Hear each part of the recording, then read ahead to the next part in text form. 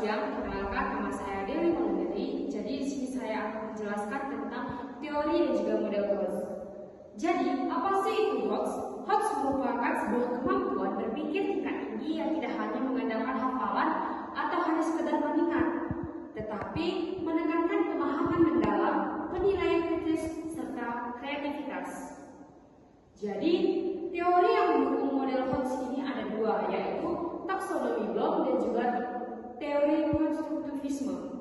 Apa sih itu taksonomi Bloom? Jadi, taksonomi Bloom itu merupakan sebuah teori yang membagi tingkat berpikir dari yang sederhana ke kompleks, yaitu mengingat, memahami, menerapkan, menganalisis, serta mengevaluasi dan menciptakan. Di sini, hoax berada pada tiga tingkat tertinggi, yaitu analisis. Apa sih itu analisis? Analisis merupakan memecah informasi untuk memahami hubungan.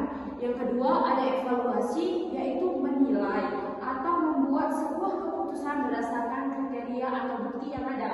Sedangkan yang ketiga adalah kreasi. Kreasi ini merupakan menciptakan, yang artinya menghasilkan ide baru atau solusi inovatif.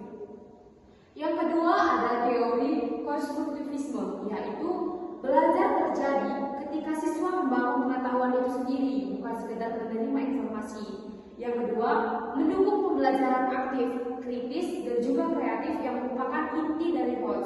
Kesimpulan dari teori ini, hoax didukung oleh teori Bloom, yaitu struktur berpikir, dan konstruktivisme, yaitu cara belajar yang aktif dan juga kreatif.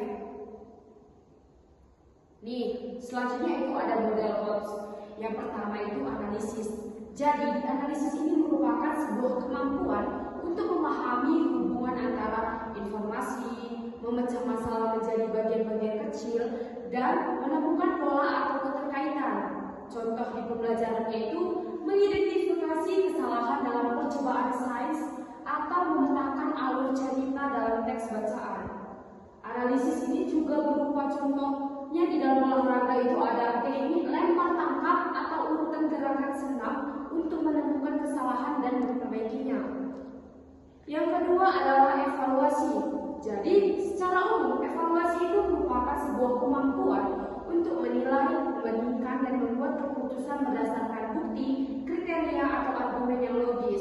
Jadi, kalau dalam olahraga itu evaluasi itu merupakan sebuah menilai, membandingkan, dan mengambil keputusan berdasarkan kriteria gerakan yang benar atau hasil permainan. Contohnya nih, menilai teknik teman saat melakukan dribble bola, membandingkan strategi tim dalam bermain sepak bola mini, atau juga menentukan cara terbaik melakukan pemanasan sebelum olahraga.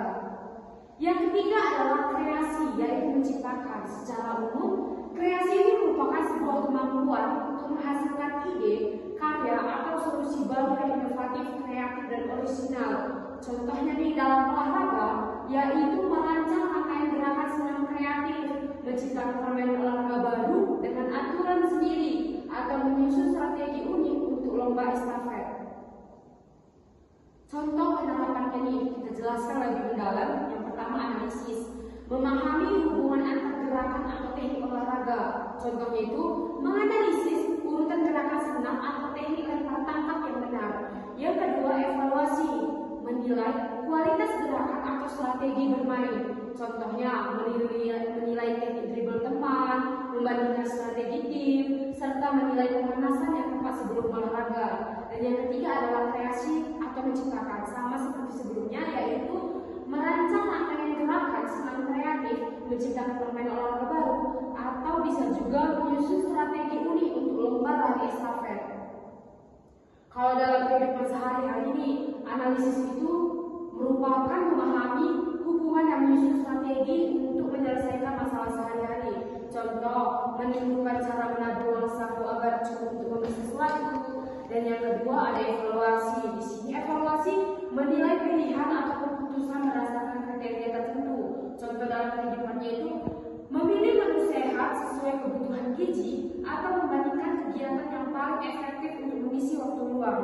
Sedangkan yang ketiga ada kreasi atau menciptakan. Di sini contohnya itu membuat rencana perjalanan keluarga, menyusun jadwal kegiatan yang kreatif, serta menciptakan permainan baru bersama teman.